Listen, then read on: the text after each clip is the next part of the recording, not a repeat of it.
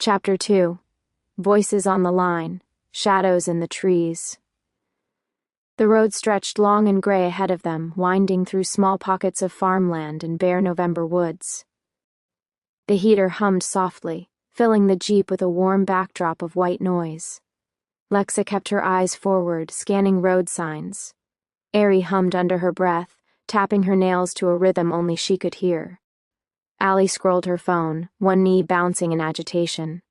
Veronika tapped the steering wheel with her thumb and took a breath. Time to make the call. She hit the speed dial. The phone rang once, twice, and then, hello? Came a familiar, soft, high-pitched voice. "Hi, Mom," Veronika said, keeping her tone calm but warm. "Veronika?" Elizabeth Jane's voice boomed loud enough for the triplets in the back to jump. "Are you girls on the road? Did you eat? Did everyone bring jackets? Did you remember my cranberry casserole dish, the one with the blue rim?" "We're fine, Mom," Veronika said slowly, as if speaking to a startled animal. "Yes to the jacket, yes to the food containers. No, I didn't bring your casserole dish because you said last year to never bring it back." "Oh, did I? Yes, well," Elizabeth sniffed. "I suppose that sounds like me." Lexa smothered a laugh with her sleeve. Ari beamed. Allie mouthed, "Grandma is so dramatic. Here, let me put you on speaker. Everyone's here." "Wait," Veronika said, bracing for impact. "Who exactly is everyone?" Elizabeth inhaled dramatically, as though preparing a vocal warm-up. "Your father, obviously. He's in the garage checking the generator even though it hasn't failed since '08.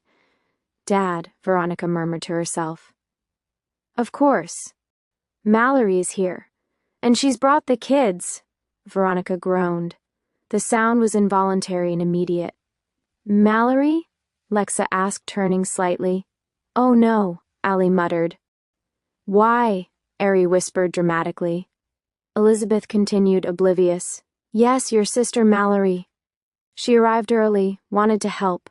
Though really she's been reorganizing my pantry for 2 hours." Veronika pulled the phone away to rub her forehead. "Fantastic.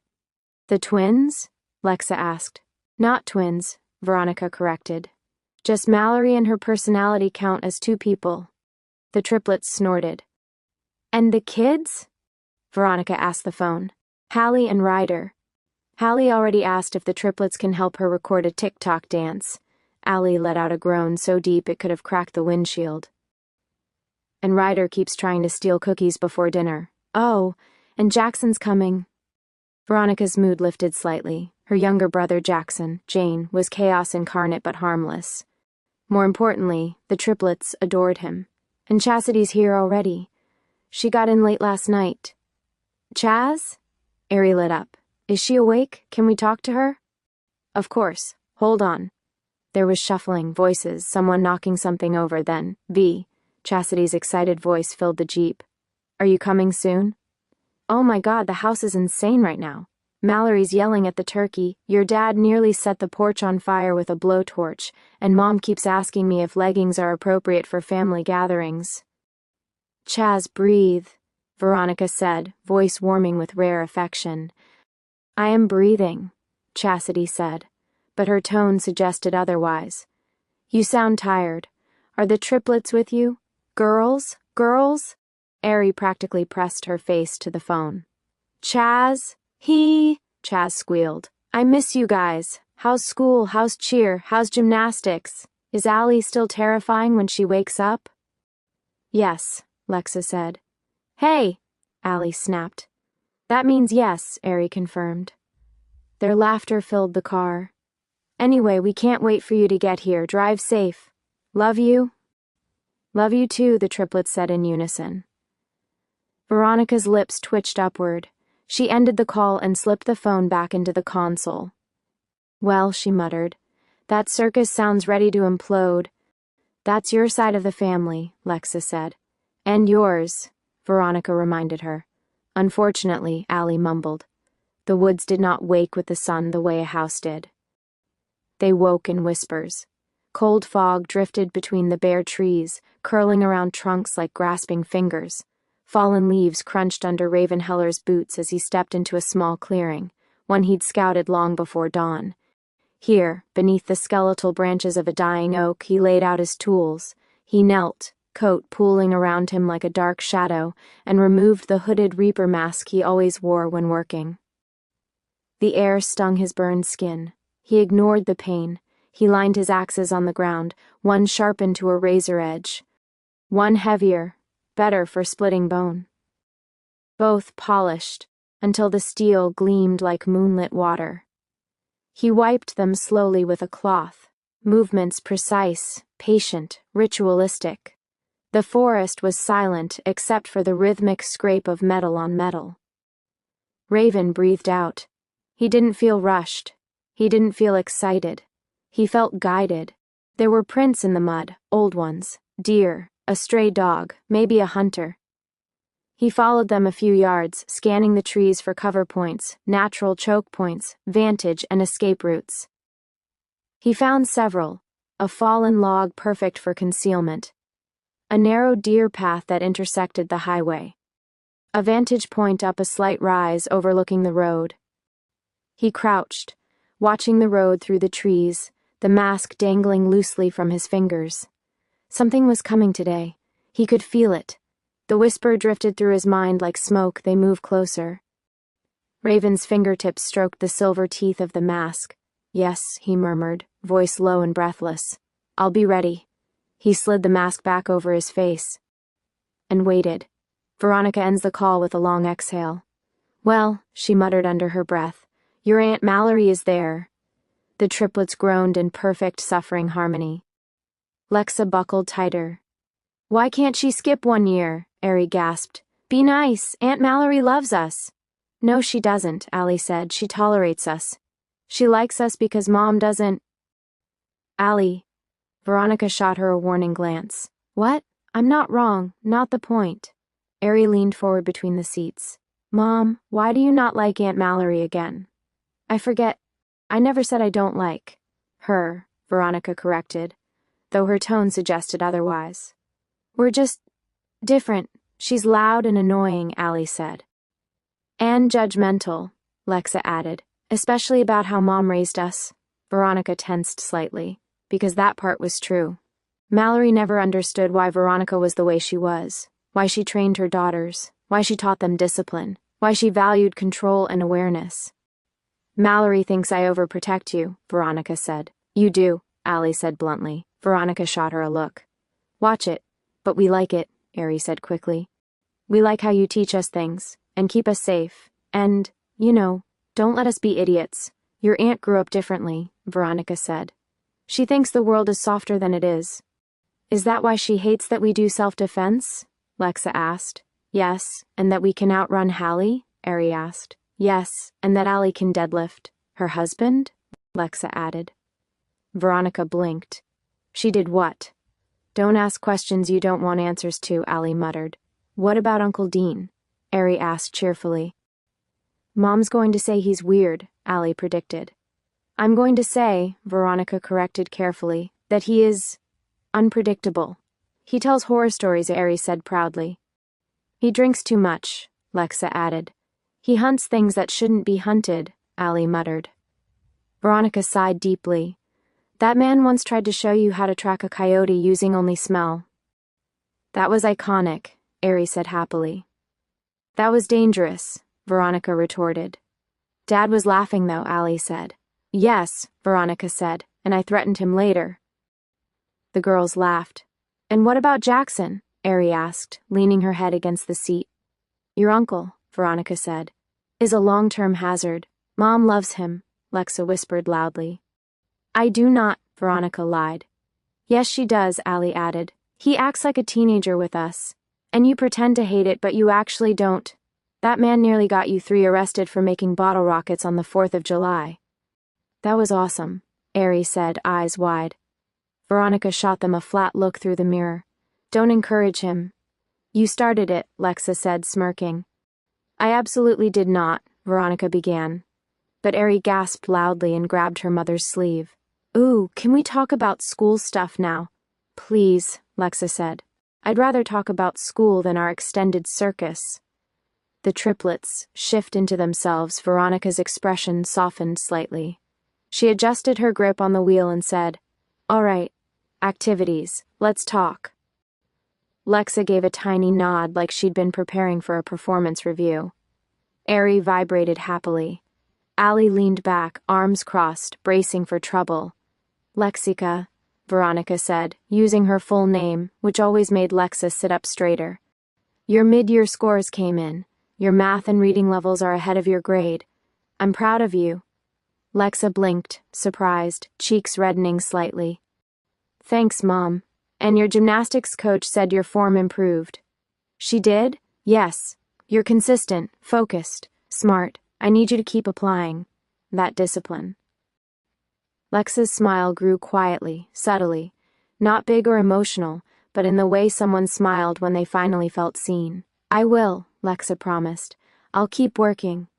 "I know you will," Veronika said. Lexa stared out the window, trying not to beam too obviously. "Erica," Veronika said. Ari perked up instantly like someone turned on a switch. "Yes, ma'am? You're doing well in cheer, but your jumps need refinement, and you get distracted too easily." Ari opened her mouth to defend herself. Veronika raised a finger. "I said easily," she repeated. "Yes, ma'am," Ari whispered. "But," Veronika continued, "you have talent. And when you're serious, you're sharp, focused.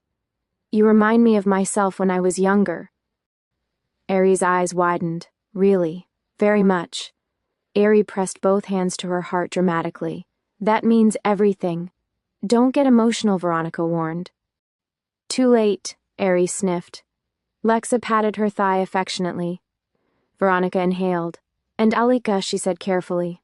Allika froze. She always froze when her full name was used.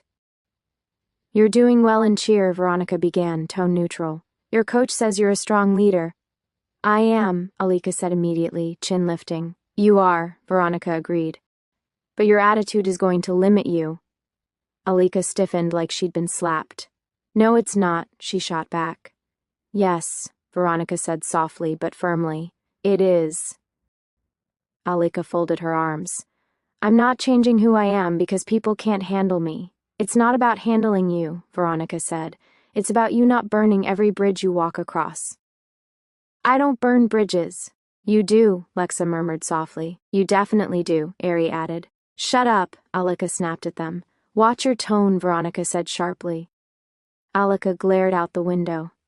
"You lash out at teachers," Veronika continued. "You snap at teammates.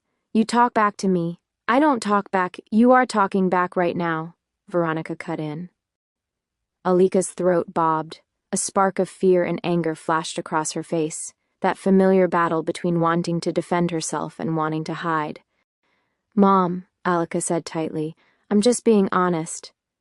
"You're being disrespectful," Veronika corrected. "I'm not trying to be." "But you are," Veronika said. "And if you don't get control of it, you're going to hurt someone, or yourself." Allika tensed, voice cracking slightly. "I can't help it." "Yes, you can," Veronika said calmly. "No, I can't," Allika snapped. "This is who I am." "Anger is not who you are," Veronika said quietly. "It's how you protect yourself." Allika froze. Tears welled at the corners of her eyes. Not soft tears, but frustrated, stubborn tears she tried to blink away. "You act tough because you're scared of being weak," Veronika continued gently. "You push people away because you're afraid they'll see you vulnerable, and you start fights because you don't want to feel small." Allika's lip trembled. "I am not weak," she whispered. "I know," Veronika said. "You're strong, fierce, braver than most grown adults I know." Allie swallowed hard. "But your attitude doesn't make you stronger," Veronika said. "It makes you lonely. That hit harder than any scolding." Allika dropped her gaze. "I try," she whispered hoarsely. "You don't believe me." Veronika's voice softened, but only slightly. "I believe you," she said, "but trying means changing, not arguing." Allika blinked rapidly, jaw tight.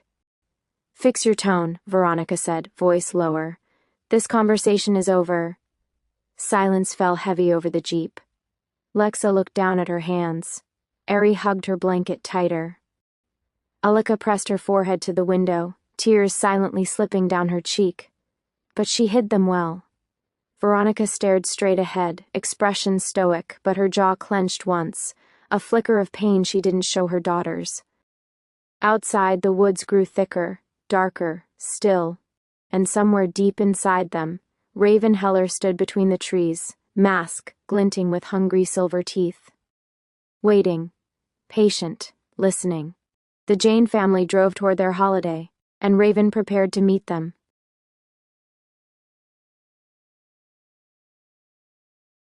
Chapter 3. Warnings in the Woodline. The jeep rolled onward under a winter-pale sky, the road stretching ahead in a straight gray line that felt endless. Frost clung to the grass along the shoulders. Bare trees stood shoulder to shoulder on either side, their skeletal branches arching upward like cold cathedral spires. Inside the jeep, however, the atmosphere was the exact opposite of peaceful. Silence lingered like a thick fog. Not natural silence, not comfortable silence, but the heavy, awkward, suffocating stillness that forms after emotional whiplash. The earlier argument with Allika still hung over all of them. Not a single girl dared to break the tension first. Lexa sat rigid in the front seat, posture nearly perfect, eyes fixed on the road as if the world existed only in the lane markers flashing beneath them. Ari sat curled up in the back, blanket wrapped around her shoulders like a protective cocoon. She chewed nervously on her lip, occasionally glancing between her sisters, trying to gauge how to help without becoming a target. Allika, pressed against the passenger side window in the back seat, stared outside with a mixture of anger, self-defense, and frustration. Her reflection in the cold glass looked sadder than she would ever admit. Her leg bounced uncontrollably. Her arms were crossed so tightly it looked like she was holding herself together. Veronika drove with both hands on the wheel, her jaw tense but her face unreadable. She wasn't angry anymore. She was thinking, calculating, troubled. Her instincts were whispering to her already, a quiet buzz along the center of her spine she kept trying to ignore. But she wasn't ready to tell the girls yet, not when the car still simmered with raw emotion. The miles slid by in tense quiet, then, suddenly, Mom? It was Erica. Her voice cracked slightly from holding it in so long. 3 heads swung toward her. Ari, cheeks red, raised her hand weakly like she was in a classroom. I kinda really gotta pee. Lexa closed her eyes slowly in disbelief. Allika turned her head so sharply she nearly sprained her neck. You have got to be kidding me. Veronika released a long, low exhale that fogged the cold air in front of her. You didn't use the bathroom before we left. I thought I did, Ari protested, pulling her blanket tighter. But then, 20 minutes ago I realized I didn't. And now I'm at code red, code urgent, 5 minutes from exploding. Lexa pinched the bridge of her nose. Erica, you always do this. I'm sorry, Ari wailed. My bladder betrayed me, Allika groaned dramatically. Oh my God, she's going to flood the seats. I would never, Ari gasped. Yes, you would, Allika muttered. You're chaos. Lexa rolled her eyes. At least she's predictable chaos. I heard that, Ari squeaked. Veronika tightened her grip on the wheel. There's a gas station in 3 minutes. Thank you, Mom, Ari shouted, relief filling her voice. Don't thank me yet. You're going straight to the bathroom. No running off, no playing, no nonsense. Yes, ma'am, Ari nodded rapidly. And each of you gets 1 snack and 1 drink. Nothing else. 1, Veronika repeated with crisp emphasis, glancing sharply into the mirror at Allika. I heard you, Allika muttered. Good. 3 minutes later, the gas station came into view around a bend. It stood alone, an isolated relic sitting against a wall of towering winter woods. The sign flickered faintly, the parking lot cracked and uneven, the air heavy with the smell of old gasoline and wet leaves. Veronika slowed the jeep, scanning the entire area automatically. 2 trucks parked far to the side. No movement, lights buzzing inside. Only a stray soda can rolled across the asphalt with the cold breeze. Her instincts prickled again. Something about the place felt off, too quiet, too still, too tucked away. She parked with deliberate positioning, front facing the exit, easy line of sight to the store in the woods. Her hands moved without thought, placing the Jeep in the safest tactical position possible. The moment the Jeep rolled to a stop, Ari threw off her blanket, fumbled with the door, and practically fell out. "Don't run," Veronika ordered. "I'm walking fast," Ari yelled over her shoulder, legs pumping like frantic pistons. Lexa unbuckled next, more composed. "I'll go in with her." "Do that," Veronika said. Allika climbed out last, slamming the door harder than necessary. She didn't speak. She didn't look at Veronika. She didn't look at Lexa. She just shoved her hands into her hoodie pockets and stormed toward the convenience store. Veronika exhaled, stepping out into the cold. She watched her daughters disappear inside. Then she stood there for a moment longer, just breathing, feeling. The wind rustled through the nearby tree line. Branches creaked. Something shifted deeper inside the wood. She didn't see anything, but she didn't trust that not seeing was the same as nothing being there. Finally, she reached into her jacket pocket, pulling out a folded stack of bills. She counted mechanically, thumb snapping through the notes in practice rhythm. Gas, snacks, drinks, bathroom break, normal things, normal stop. But her instincts didn't agree. She tucked the money away and headed inside. The moment Veronika pushed open the door, a bell above it chimed with a tired metallic ding, echoing through the dimly lit store. Warm, stale air washed over her, thick with the scent of burnt coffee, old popcorn, floor cleaner, dust, and something else beneath it all. Something faintly metallic, like wet iron. The lights buzzed overhead in an uneven stutter. One flickered every few seconds, like a heartbeat out of rhythm. The place was small but cluttered, aisles cramped and shelves pressed too close together, creating narrow lanes that made it impossible for someone to walk through without brushing edges. Her eyes swept the store in a single, clean scan. Back right, restroom doors. Left wall, coolers and refrigerators lined with drinks. Middle, snack aisles, jerky racks, dusty chip bags, candy displays half empty. Front, counter, scratched plexiglass. A register that looked older than she was. Everything smelled like it had been there too long. Her daughters were already scattered inside. Lexa stood near the coolers, bottle of water in hand, posture upright and responsible as always.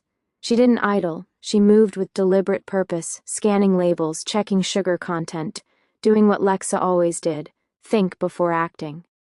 Allika stood several aisles over near the chips, arms crossed, foot tapping aggressively against the stained linoleum floor.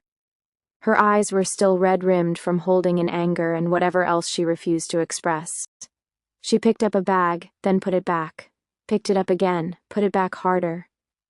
Frustration radiated from her in pulsing waves. Ari was nowhere in sight, of course, and Veronika guessed she was still barricaded inside the single-stall bathroom. Veronika's attention shifted to the counter. The cashier stood there like a monument carved from old wood. A wiry man, white beard bristled and uneven, deep wrinkles carved around his eyes and mouth. His flannel shirt looked 2 decades old, his posture bent slightly, as if years of long shifts had slowly folded him downward. His eyes, pale, watery blue, stared straight at her before she even approached. He didn't blink, just watched. There was something unsettling about him, not dangerous, but observant. She approached the counter with calm, measured steps. He cleared his throat. "You driving the Jeep outside?" "Yes," she replied. Her tone was neutral, professional. Not friendly, not cold, simply controlled. "Pump 2, and I'm paying for 3 drinks and 3 snacks," he nodded once. "You've got young ones with you." Veronica's shoulders tightened a fraction. "That's right. 3 of 'em," he continued, eyes drifting slowly past her toward the aisles. "Girls?" Veronika didn't like the specificity, but she didn't react outwardly. "Yes," she said carefully, "they're mine." The old man leaned his elbows on the counter, lowering his voice until it was nearly a rasp. "You keep 'em close today." Veronica's pulse sharpened, but her expression stayed unreadable. "Why?" she asked. The man swallowed hard, eyes darting toward the front windows where the woods loomed beyond the pumps. "Something out there's been off," he murmured. "People say they've seen shadows moving through the woods." Veronika didn't interrupt, just listened. Big shadows, the man added. Not deer, not bear, not anything normal. And quiet, dead quiet. His voice cracked on the word dead. Dogs won't go out after dark anymore. They sit on the porch and whine. Veronika felt something coil inside her chest, a cold knot of instinct that had been stirring since they left the house. You seen it? She asked. He nodded. Slow, stiff, haunted. Last week, he whispered, near the edge of the trees at dusk, tall, broad, didn't walk right, like its body forgot how normal folks move. How close? Veronika pressed. Too close, he said simply. Veronika studied him for a silent beat. He wasn't drunk, he wasn't high, he wasn't joking. He genuinely believed something was out there. Thank you, she said finally. Just watch the woods, he whispered again. Woods watch back. She didn't flinch, she only nodded once, then stepped away. Meanwhile, deeper between the aisles, the triplets' world was collapsing into emotional chaos. Lexa approached the snack aisle calmly, a bottle of water in one hand and a protein bar in the other. She moved with her usual quiet efficiency, calm, composed, analyzing options like she was defusing a bomb instead of picking snacks. Allika didn't even notice her approach at first. She was too busy picking up a bag of chips, staring at it like it had personally offended her, then slamming it back on the shelf with a loud whap. Lexa hesitated. Then she cleared her throat softly. Do you want me to help you pick something? She offered. Allika didn't turn around. No. Lexa stepped closer. Allie. Don't call me that, Allika snapped, voice sharp as broken glass. Lexa's brows drew together. You're being dramatic. No, I'm not. Yes, you are. Allika whirled around, eyes flashing. You don't get it. Mom doesn't like me as much as you and Ari. Lexa blinked. What? Yes, she does. No, she doesn't, Allika insisted. She loves you too. You're the golden child. Perfect grades, perfect behavior, Mom's favorite. And Ari? She's sweet and cute and funny, easy to love. What are you talking about? Lexa demanded. I'm the problem, Allika whispered harshly, voice cracking. I'm the one she argues with. I'm the one she corrects. I'm the one she yells at. She doesn't yell. Yes, she does. Tears filled Allika's eyes, but she blinked them back violently. She's always disappointed in me. Lexa's face softened, shock etching across her usually composed features. That's not true, she whispered. It is, Allika whispered back. And you know it? No, Lexa said more firmly. Mom pushes you because she knows you can be better. It's not because she doesn't like you. That's easy for you to say, Allika bit out. You already are better. That's not fair, Lexa snapped, hurt breaking through. Yes, it is, Allika said quietly. You're smart, you're calm, you're good at everything. You're the version of her she wishes I was. Lexa flinched as if struck. Before she could answer, the bathroom door creaked open. Ari stepped out, drying her hands on her jeans, humming lightly to herself, until she saw Lexa and Allika's faces. What happened? Ari asked, eyes wide. Allika didn't answer. She grabbed a random bag of chips, turned sharply, and stormed away down the aisle. Lexa just stood there, frozen, silent. Ari looked between them helplessly. Guys, what's going on? You were fine when we came in. Neither responded. Ari's hands fell to her sides. Oh no, oh no, oh no, oh no, not again. But the damage was done. The two older sisters turned away from each other, refusing to speak. The quiet between them was louder than shouting. Chapter 3, Warnings in the Woodline. Outside the gas station, the cold wind cut sharper than before, thin, biting, sliding through the edges of Veronika's jacket like a warning finger trailing along her spine. The air seemed to hold its breath, as if even the breeze hesitated to disturb whatever lay hidden in the tree line. Veronika stood beside Pump 2, one hand gripping the gas nozzle while the other rested lightly on the Jeep's metal frame. Her posture was relaxed to an untrained eye, but her senses were on high alert. Her eyes flicked back and forth in small, controlled arcs, scanning the perimeter. The edge of the woods to her right, the shadowed clearing behind the station, the space between the dumpsters. the road stretching behind and ahead of them. Her breathing remained slow, even, controlled. But her instincts were loud. Something is out there. She couldn't explain it, couldn't see it, couldn't hear anything except the whir of the pump and the occasional buzz of the lonely station sign. But the feeling was undeniable, that razor-edge sense of being watched. She checked the pump display, halfway full. Her grip on the nozzle tightened just barely. She tried to reason through it. Maybe the cashier's warning had planted the feeling. Maybe the tension with Allika had her senses heightened. Maybe it was just the isolation of the fading afternoon. But Veronika had learned this truth long ago. Instincts don't lie. They whisper. And right now, they were screaming. Her eyes drifted toward the woods again, massive trees rising like pillars, branches interlocking overhead, forming dark pockets where visibility vanished completely. Leaves skittered across the ground, dry and papery. A lone crow burst from a branch and flapped away into the gray sky. Veronika's jaw clenched. Too much movement in the wrong places. Too little movement in the right ones. Her hand twitched toward her side automatically, an old habit, seeking a holster that wasn't there. She still hated being unarmed. Without a weapon, she felt exposed. Naked, vulnerable. The pump slowed as it neared full, clicking louder than usual. Her eyes didn't move from the tree line. Then, a shift. A whisper of movement so faint it could have been a trick of the light. A shape dissolving between two trunks. A flicker of dark cloth, or maybe the shadow of bark. Veronika's heart hammered once. Hard. Fast. Her eyes narrowed. She didn't blink, but whatever she thought she saw didn't appear again. The pump clicked off. Her gaze stayed on the woods long after she removed the nozzle and returned it to the hook. She capped the tank, pulling the Jeep's door open, still looking, still listening, still feeling that watchful pressure pushing against the edges of her awareness. She whispered under her breath, too quiet for anyone but herself to hear, "We'll be ready."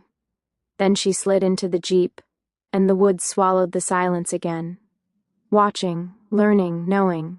Just beyond the first layer of trees, curled into a pocket of shadow where no light reached, Raven Heller crouched like a beast waiting for the right moment to strike. The hooded Reaper mask obscured his face completely. Black, angular, carved with sharp silver teeth that glinted in brief flashes as he breathed. The mask almost breathed with him, rising and falling, a creature of its own. His coat blended with the darkness. His boots sank into the damp leaves without sound. His burned skin prickled with cold air and excitement. He had been there long before the Jeep pulled in, long before the gas station lights flickered on, long before Veronika sensed him. He had chosen this vantage point with intent, a perfect line of sight to the pumps, a short path to the road, a clear escape route deeper into the woods. He watched the Jaines with a hunter's patience. He studied them the way a predator evaluates prey. First, Veronika, the mother. Calm, controlled, not afraid to scan the woods instead of pretending everything was fine. The way she gripped the pump nozzle wasn't casual. It was calculated. Her posture balanced, her weight centered, her eyes sharp and alert, constantly returning to the tree line. Raven could tell immediately she wasn't prey. She was an obstacle, a dangerous one. The whisper in his mind slithered through him like smoke. She senses, she sees more than others. Raven's fingers brushed the handle of one of his axes. "Yes," he murmured, breath fogging behind the mask. "She knows something's wrong." He watched Veronika stiffen, eyes locking momentarily on the very pocket of darkness he hid within. She couldn't see him, he knew she couldn't. But she felt him. Raven smiled beneath the mask, silver teeth gleaming faintly. A worthy adversary. Next, the daughters. He shifted silently to study the store's doorway. Lexa stepped out first, water bottle in hand, expression composed, jaw tight from whatever tension had brewed inside. She walked with purpose and an unusual sharpness for someone her age. Not fear. Awareness. A friend, not an enemy, to her mother's caution. Then Ari emerged, holding a drink with both hands, blanket still wrapped around her shoulders, eyes wide and expressive with too many emotions happening at once. She bounced slightly with each step, bright even in the cold. Harmless? No. Bright things can shift to sharp things quickly. Raven had learned that. Then, Allika. Last, slow. Shoulders tight with emotion she was trying desperately to contain. Her eyes burned with stubbornness, defensiveness, hurt, and something else Raven had seen before in people's faces right before they broke. Fire. Raw, volatile fire. Raven watched her with particular interest. The whisper brushed his ear like a cold fingertip. "This one fights." "Yes," Raven whispered. "I see that." He watched her shoulders square as she approached the jeep. She moved like someone who had something to prove, someone ready to bite before someone else could bite first. Not prey, either. Not in spirit. But spirit didn't matter in the woods. Not tonight. Raven shifted a fraction deeper behind the tree as Veronika opened the driver door again, still scanning the woods with that unwavering military vigilance. She turned her head, and her gaze passed within inches of his hiding place. Raven didn't move, didn't breathe, her eyes narrowed, focused, and then she turned away. He exhaled through the mask quietly. The whisper slid into his mind again, colder this time. Caution, she is marked differently. She is not like the others. Raven tilted his head. She will make the hunt interesting. And with that, he stepped backward into the deeper dark, dissolving into the forest like he'd never been there at all. The Jaine family house sat on a gentle hill at the end of a gravel drive, wrapped in the crisp gold light of late afternoon. Smoke drifted lazily from the chimney, mixing with the cold November air. The place should have looked peaceful, warm, inviting, the perfect scene for a family gathering. But something about the house felt tense today, a hum under the surface, a pressure in the air, a vibration lying just beneath the wood-paneled walls. Inside, the kitchen was alive with motion. The warm smell of roasting turkey mixed with sweet cinnamon, cloves, and the buttery scent of rolls rising on a stovetop. Pots clattered, drawers opened, timers beeped. A low hum of holiday chaos filled every corner. At the center of this whirlwind stood Elizabeth Jaine, Veronika's mother, wearing her favorite tan sweater and an apron patterned with cartoon turkeys. Her gray hair was pinned up in soft coils, though loose strands had escaped while she hurried from counter to stove to sink and back again. Beside her stood Mallory, Veronika's older sister. Mallory was the opposite of her mother, tall, sharp-featured, with straight blonde hair curled at the ends like she'd just stepped out of a salon.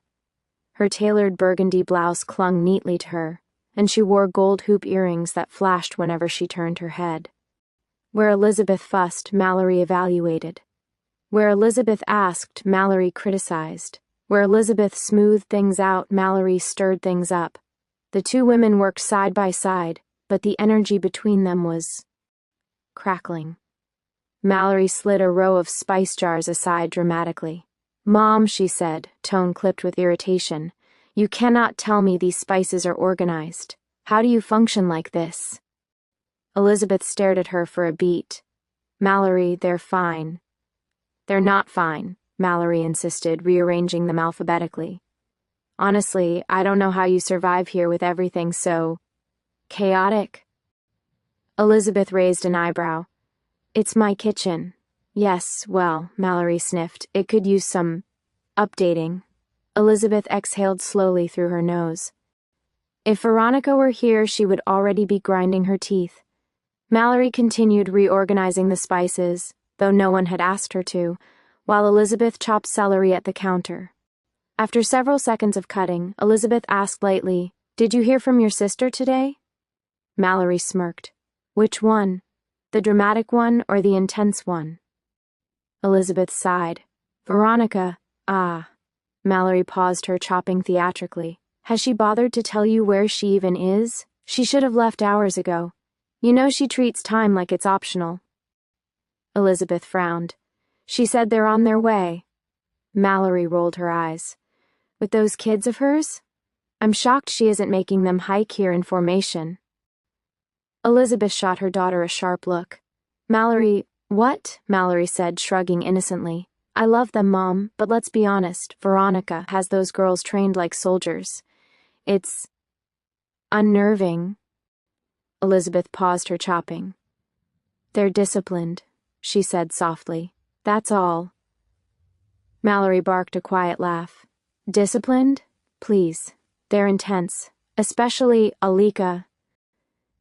Elizabeth's chop stopped mid-slice. Leave that girl alone, she warned. But Mallory was already in one of her moods. Honestly, I don't want Hallie and Ryder getting too close to them, Mallory continued. Those girls are practically mini Veronikas, always analyzing everything, looking around like someone's attacking them. They radiate danger. Elizabeth slowly set her knife down. Mallory, she said carefully, you're exaggerating. No, I'm being realistic, Mallory argued. Look around, Mom. Chastity wants to follow Veronika's path too. And it's worrying. The military already took enough from this family. Elizabeth stiffened. Mallory didn't notice. You know, Veronika's marriage fell apart because of her intense lifestyle, Mallory said casually, like she was discussing a celebrity scandal. Her ex ran for the hills. And honestly, I don't blame him. Elizabeth's mouth parted in disbelief. Mallory, 3 kids raised in that environment. Constant drills, rules, structure. Mallory shrugged one shoulder smugly. I mean, she already has her little foot soldiers ready to deploy. You've seen how they act. Elizabeth's hand curled into a fist. And she wasn't the only one who heard it. Behind the partially open kitchen door stood Chastity Jaine, Veronika's younger sister, 17 years old, bright-eyed, fiercely loyal, her curly brown hair tied back into a ponytail.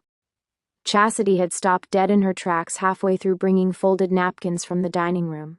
Her eyes widened as Mallory's voice drifted to her.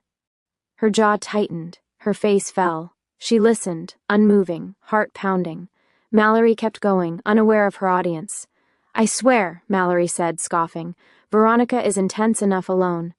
But her daughters, especially Allika, they're little storms waiting to happen. Elizabeth's voice sharpened like a blade. Mallory and Jane, if you don't stop... I'm just saying, Mallory insisted, still pretending to be reasonable. I don't want their behavior rubbing off on my kids. They're too much. All of them. Chastity's hands trembled around the stack of napkins. The words stung like wasps. Her sister, the sister she admired, loved, and wanted to emulate, was being torn apart in the kitchen before she'd even arrived. And the triplets, her nieces who were more like younger sisters to her, were being mocked, minimized, and reduced to stereotypes. She covered her mouth with her sleeve, eyes bright with hurt. When she backed away, neither woman noticed, but they would notice later. Chastity would make sure of it. Macklin and Jackson, a shift in the atmosphere. The front door creaked open suddenly, sending in a gust of cold air that blew across the hardwood floors. Who left their boots in the doorway? Barked a deep voice. Macklin Jaine, Veronika's father, marched into the kitchen carrying a toolbox and a roll of duct tape. He wore his usual plaid shirt, faded jeans, and steel-toe boots dusted with sawdust from the yard. His face was stern, weathered by years of hard work, but his eyes still held a spark of humor. Right behind him was Jackson Jaine, Veronika's younger brother. 28, tall, goofy grin, ball cap on backward. A hoodie that said I make bad decisions across the front. You're alive, Jackson announced dramatically, arms wide. I thought Mallory organized you to death. Mallory glared. Macklin set his toolbox down loudly. Something's rattling under the porch, he said. I swear this whole place is held together by duct tape and prayers. That's what you said last year, Elizabeth snapped back. And the year before, Jackson added helpfully. Macklin scowled at him. Keep talking, boy. See if you get turkey. Jackson slung an arm around his father. I love you, old man. Uh-huh, Macklin muttered, pushing him away lightly. The chaos of their arrival shifted the atmosphere, but beneath it the earlier tension still simmered. Where's Veronika? Macklin asked. On her way, Elizabeth answered. Macklin nodded firmly. Good. I want to talk to her about the generator. Of course you do, Jackson said, rolling his eyes. Elizabeth hid a smile. Even she couldn't deny it. Hallie and Ryder suddenly burst in from the living room. Hallie with braids bouncing, Ryder with cookie crumbs on his cheeks. "Grandma," Hallie squealed. "Ryder ate all the cookies." "I did not," Ryder yelled with a mouthful of cookie. "You absolutely did," Hallie shrieked. "Stop screaming," Mallory snapped. "Hallie, go clean up." Ryder, chew before speaking. Elizabeth looked tired. Macklin stared at the cookie box. "They ate the whole thing?" "Yes," Jackson said proudly. "They're your grandchildren," Macklin grunted. The noise, the chatter, the tension, the cooking. The house was a pressure cooker of emotions. Heat, gossip, unspoken resentments. And Veronika and her daughters hadn't even arrived yet. But when they did, the whole place would shift, and everyone in it could feel that storm coming. The Jeep rolled back onto the highway with a soft crunch of gravel, tires shifting from loose stones to smooth asphalt. The sun had dipped lower behind the trees now, casting long skeletal shadows that crawled across the road like reaching fingers. The cold air seeped through the vents with a faint metallic scent, signaling the drop in temperature as evening approached. Inside the Jeep, the mood had changed. Not calmer, not better, just different. A tense, brittle quiet settled over the girls as they opened their snacks and drinks like they were handling delicate explosives. No one dared chew loudly. No one dared sigh. No one dared look the wrong direction. The earlier argument between Lexa and Allika still pulsed like a fresh bruise. Erica, seated in the middle, tried to eat quietly, nibbling at her snack as if she could disappear behind it. She kept darting looks to each side, first to Lexa, whose face was stony and distant, then to Allika, whose jaw was tight and stubborn. Veronika didn't speak for the first few minutes. She kept her eyes forward, but her presence filled the car like an electrical field. The girls felt it. They always could. Her silence wasn't emptiness. It was calculation. Finally, after several long, deliberate breaths, Veronika spoke. "All right," she said quietly. "Listen carefully." The girls all straightened at once. Snack wrappers froze mid-crinkle. Something in their mother's tone sent a ripple of alertness through all three of them. It wasn't panic. It wasn't fear. It was seriousness, the kind that felt like a warning before a storm. "I felt something back at that gas station," Veronika said. Her voice was steady, but the undertone carried weight. "In the woods," Lexa swallowed. "What kind of something?" "I don't know," Veronika admitted. "A presence. A pressure." Allika stiffened and glanced out the window instinctively. Erica clutched her blanket again. "You mean like a person?" "If it was a person," Veronika said calmly, "they were quiet. Very quiet. Too quiet for someone not trained to move silently." Lexa blinked. "Mom, do you think someone was watching us?" "Yes," Veronika answered without hesitation. "I do." Erica's breathing quickened. "Is that why you kept looking at the woods?" "Yes." "Did you see something?" Allika asked, her voice low. "No," Veronika said. "But I felt something, and sometimes feeling is worse." No one spoke. The Jeep filled with the soft hum of tires on asphalt, the cold wind outside, and the faint rustling of snack wrappers that suddenly felt too loud.